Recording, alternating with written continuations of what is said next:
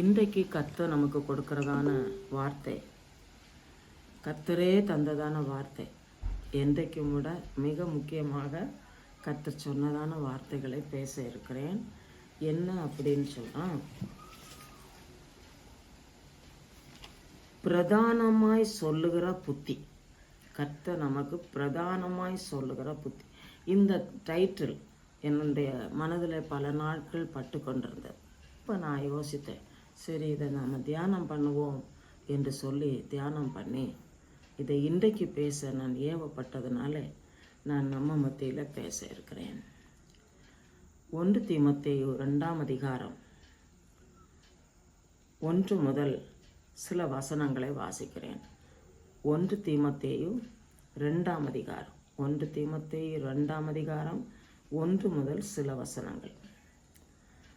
நான் பிரதானமாய் சொல்லுகிற புத்தி என்னவெனில், எல்லா மனுஷருக்காகவும் விண்ணப்பங்களையும் ஜபங்களையும் வேண்டுதல்களையும் ஸ்தோத்திரங்களையும் பண்ண வேண்டும். நாம் எல்லா பக்தியோடும் நல்லொழுக்கத்தோடும் ஜீவனம் பண்ணும்படிக்கு ராஜாக்களுக்காகவும் அதிகாரம் உள்ளவர்கள் யாவருக்காகவும் அப்படியே செய்ய வேண்டும். நம்முடைய இரட்சகராகிய தேவனுக்கு முன்பாக அது நன்மையும் பிரியமுமாய் இருக்கிறது. எல்லா மனுஷரும் ரட்சிக்கப்படவும் சத்தியத்தை அறிகிற அறிவை அடையவும் அவர் சித்தமுள்ளவராய் இருக்கிறார். பவுல் அப்போஸ்தலன் தீமோத்தேயுக்கு எழுதும்போது இந்த நிருபத்திலே அவர் சொல்லும்போது, பிரதானமாய் சொல்லுகிற புத்தி என்னவெனில் என்று சில முக்கியமான ஜப குறிப்புகளை சொல்லியிருக்கிறார். என்ன அப்படின்னா, வேண்டுதலோடும் விண்ணப்பங்களோடும் ஸ்தோத்திரத்தோடும் தேவ பிரசன்னத்திலே கிட்டி சேர வேண்டும். எல்லா பக்தியோடும் நல்லொழுக்கத்தோடும் கலகமில்லாமல் அமைதலான ஜீவனம் பண்ணும்படிக்கு ராஜாக்களுக்காக ஜெபம் பண்ண வேண்டும், அதிகாரம் உள்ளவர்களுக்காக ஜெபம் பண்ண வேண்டும் என்று சொல்லப்பட்டிருக்கிறது. இந்த காரியம் மிக முக்கியமாக கர்த்தர் நம்மிடத்தில் எதிர்பார்க்கிற காரியம். இது யாருக்கும் தெரியாத வசனம் அல்ல, பழக்கமான வசனம்தான். இன்றைக்கு நம்ம சூழ்நிலைகளுக்கு தகுந்தபடி கர்த்தர் நம்மை உற்சாகப்படுத்துகிறார். நமக்கு அநேக தேவைகள் இருக்கிறது, ஜெப குறிப்புகளிலே அநேக தேவைகள் சொல்லப்பட்டிருக்கிறது. என்றிருந்தாலும் இந்த காரியத்திற்கு முக்கியமாக அதிக நேரம் செலவிட வேண்டியது அவசியம். என்ன? ராஜாக்களுக்காகவும் அதிகாரமுள்ள யாவருக்காகவும் ஜெபம் பண்ண வேண்டும். ராஜாக்களுக்காக நம்ம விண்ணப்பங்கள் ஸ்தோத்திரங்கள் எல்லாம் கர்த்தருக்கு செலுத்த வேண்டும். அதோடு நம்ம உலகத்தில் வாழும் நாட்களில் கலகம் இல்லாமல், நம்ம இப்போ பல வகை கலகங்களிலே சூழ்நிலைகளில் இருக்கிறோமே, யுத்தங்கள், விலைவாசி உயர்வுகள், பல வகை சூழ்நிலைகளில் அகப்பட்டிருக்கும் போது ராஜாக்களுக்காகவும் அதிகாரம் உள்ள யாவருக்காகவும் ஜெபம் பண்ணுவது கர்த்தருக்கு பிரியம். இந்த வசனத்தில் சொல்லப்படுகிறது, 3ஆவது வசனத்தில், நம்முடைய இரட்சகராகிய தேவனுக்கு முன்பாக அது நன்மையும் பிரியமுமாய் இருக்கிறது என்று சொல்லியிருக்கு. இன்னும் எதுக்காக ஜெபம் பண்ணணும்? எல்லா மனுஷரும் ரட்சிக்கப்பட. இது நம்ம எல்லா நேரங்களிலும் ஜெபம் பண்ணுகிறோம். எல்லா மனுஷரும் ரட்சிக்கப்பட வேண்டும். சத்தியத்தை அறிகிற அறிவுக்காக ஜெபம் பண்ணுகிறோம். இன்னும் இது நம்ம ஜெபம் பண்ணாதது கிடையாது. இன்னும் நம்மளை உணர்த்துகிற ஒரு காரியம் என்னன்னு சொன்னால், சத்தியத்தை அறிகிற, இது நம்ம தினமும் நம்முடைய ஜெபத்தில் ஜெபம் பண்ணுகிறோம். சத்தியத்தை அறிகிற அறிவிலே எல்லாரும் வாழ வேண்டும் என்று கர்த்தர் எதிர்பார்க்கிறார். அதற்காக ஜெபம் பண்ண வேண்டும் என்று கர்த்தர் எதிர்பார்க்கிறார். தேவ சித்தம் அது ஆகையினாலே இந்த காரியங்களுக்காக ஜெபம் பண்ண வேண்டும். எபேசியர்களின் நிருபம் 6ஆம் அதிகாரம் 18ஆவது வசனத்தில் என்ன சொல்லப்படுகிறது என்று சொன்னால், எந்த சமயத்திலும் சகல விதமான வேண்டுதலோடும் விண்ணப்பத்தோடும் ஆவியினாலே ஜெபம் பண்ணி அதன் பொருட்டு மிகுந்த மன உறுதியோடும் சகல பரிசுத்தவான்களுக்காகவும் பண்ணும் வேண்டுதலோடும் விழித்து கொண்டிருங்கள். ராஜாக்களுக்காக, அதிகாரிகளுக்காக, எல்லா மனுஷருக்காக ஜெபம் பண்ணுவது தேவனுக்கு சித்தம். தேவன் அதில் பிரியமாயிருக்கிறார் என்று சொல்லும் நிலையிலே இந்த வசனத்தில் என்ன சொல்லப்படுகிறது? எந்த சமயத்திலேயும் வேண்டுதலோடும் விண்ணப்பத்தோடும் ஆவியினாலே ஜெபம் பண்ணி அதன் பொருட்டு மிகுந்த மன உறுதியோடு சகல பரிசுத்தவான்களுக்காகவும் பண்ணும் வேண்டுதல். நம்ம பரிசுத்தவான்களுக்கு ஜெபம் பண்ணுறோம். ஜெபம் பண்ணாததுனால கர்த்தர் இந்த வசனத்தை தரல. ஜெபம் பண்ணுகிறோம். எல்லா பரிசுத்தவான்களும் பரிசுத்தத்தை காத்து கொள்ளும்படி இறுதி மூச்சு வரையிலும் பரிசுத்தத்தில் நிலைத்திருக்க மட்டுமல்ல, கர்த்தருடைய வசனத்தை கை கொள்ளுவது மட்டுமல்ல, வசனத்திலே வேரூன்றி சுத்த ஜீவியம் செய்து ஜீவனுள்ள சாட்சிகளால் அநேகருக்கு பயன்படுத்தப்பட வேண்டும் என்பதனாலே பரிசுத்தவான்களுக்காக விண்ணப்பம் பண்ண வேண்டும். 1 தெசலோனிக்கேயர் நிருபம் 5ஆம் அதிகாரம் 1 தெசலோனிக்கேயர் 5ஆம் அதிகாரம் 18 முதல் என்ன சொல்லப்படுகிறது என்றால், 1 தெசலோனிக்கேயர் 5ஆம் அதிகாரம் 16 முதல் 18 வரைக்கும். எப்பொழுதும் சந்தோஷமாயிருங்கள், இடைவிடாமல் ஜெபம் பண்ணுங்கள், எல்லாவற்றிலேயும் ஸ்தோத்திரம் செய்யுங்கள். அப்படி செய்வது கிறிஸ்து இயேசுவுக்கு உங்களை குறித்து தேவனுடைய சித்தமாயிருக்கிறது. எந்த சூழ்நிலையிலும் கர்த்தரை ஸ்தோத்திரம் பண்ணுவது, சந்தோஷமாயிருப்பது, இது கடினமான காரியம் என்றாலும் நம்மால் இயன்ற மட்டும் கர்த்தரை துதிக்க வேண்டும், ஜெபம் பண்ண வேண்டும், ஸ்தோத்திரம் பண்ண வேண்டும். இது தேவ சித்தம் என்பதை சொல்லுகிறார்.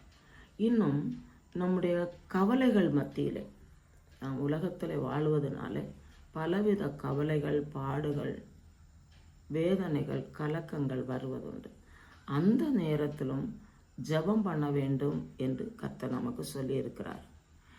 அது என்ன?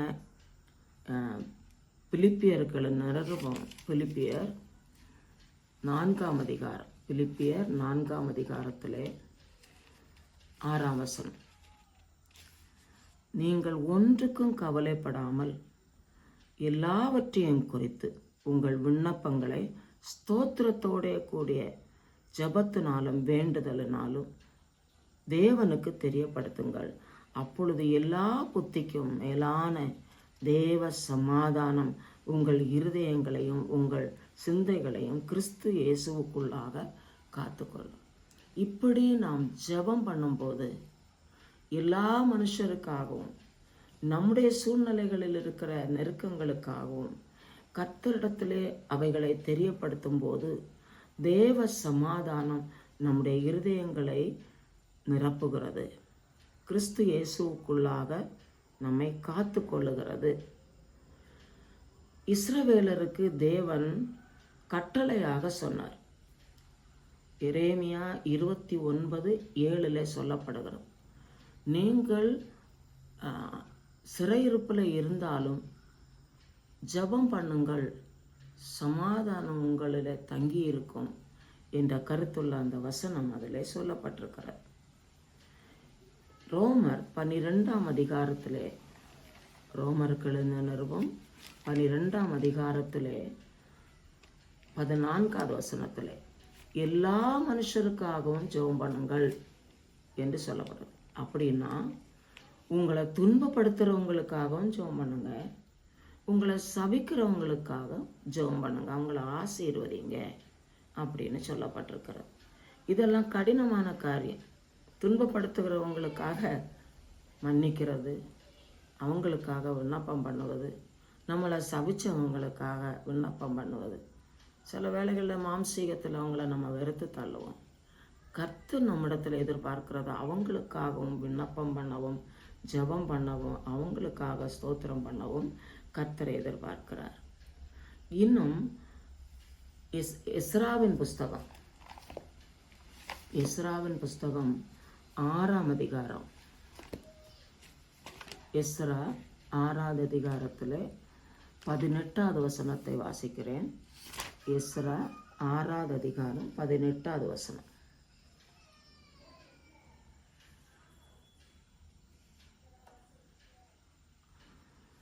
மோசேயின் புஸ்தகத்தில் எழுதியிருக்கிறபடியே அவர்கள் எருசலேமில் உள்ள தேவனுடைய ஆராதனைக்கென்று ஆசாரியரை அவர்கள் வகுப்புகளின்படி, லேவியரை அவர்கள் முறைமையின் வரிசைகளின்படி நிறுத்தினார்கள். இது எந்த வசனம்னு சொன்னால் எஸ்ரா 10வது வசனம். எருசலேமில் இருக்கிற ஆசாரியர்கள் பரலோகத்தின் தேவனுக்கு சுகந்த வாசனையான பலிகளை செலுத்தி ராஜாவுக்கும் அவர் குமாரருக்கும் தீர்க்காயுசுண்டாக மன்றாடும்படிக்கு இப்படி செய்வாயாக. ராஜாக்களுக்கும் அவர் குமாரருக்கும் தீர்க்காயுசு உண்டாக மன்றாடணும், அதுக்கு பலி செலுத்த வேண்டும் என்று சொல்லியிருக்கிறார். நம்ம இன்னைக்கு அவங்க செய்த பழைய ஏற்பாட்டில் பலி செலுத்தின மாதிரி பலி செலுத்த அவசியம் இல்லை. நம்ம என்ன பலி செலுத்துகிறோம்? ஸ்தோத்திர பலி செலுத்துகிறோம். எந்த அளவுக்கு கர்த்தருக்கு மகிமை செலுத்தி வாழுகிறோமோ அந்த அளவுக்கு ஆசீர்வாதம் உண்டாகும். ராஜாக்களுக்காக, அதிகாரிகளுக்காக, ஆளுகை செய்கிற இது என்னன்னா அந்நிய நாட்டில் இருக்கிற ராஜாக்களுக்கும் ஜெபம் பண்ணணும். அதான் உலக நாடுகளுக்காக நம்ம ஜெபம் பண்ணி கொண்டிருக்கிறோம். அதிபதிகளுக்காக, அரசாங்க அதிகாரத்தில் இருக்கிறவர்களுக்காக அமைதலான ஜீவனம் எல்லா நாடுகளிலும் உண்டாகும்படி இதற்காக நாம் ஜெபித்து வருகிறோம். இந்த வசனத்தில் அப்படி சொல்லப்படுகிறது. இது கர்த்தருக்கு பிரியமானது. 2 கொரிந்தியர் 2ஆம் அதிகாரத்தில் அதை பற்றி சொல்லப்படுகிறது. 2 கொரிந்தியர் 2ஆம் அதிகாரத்தில் 14-15 வசனத்தை வாசிக்கிறேன். கிறிஸ்துவுக்குள் எப்பொழுதும் எங்களை வெற்றி சிறக்க பண்ணி எல்லா இடங்களிலேயும் எங்களை கொண்டு அவரை அறிகிற அறிவின் வாசனையை வெளிப்படுத்துகிற தேவனுக்கு ஸ்தோத்திரம். ரட்சிக்கப்படுகிறவருக்குள் உள்ளேயும் கெட்டு போகிறவர்களுக்குள்ளேயும் நாங்கள் தேவனுக்கு கிறிஸ்துவின் நற்கந்தங்களாக இருக்கிறோம். நாம் சுகந்த வாசனை கொடுக்கிறவர்கள்.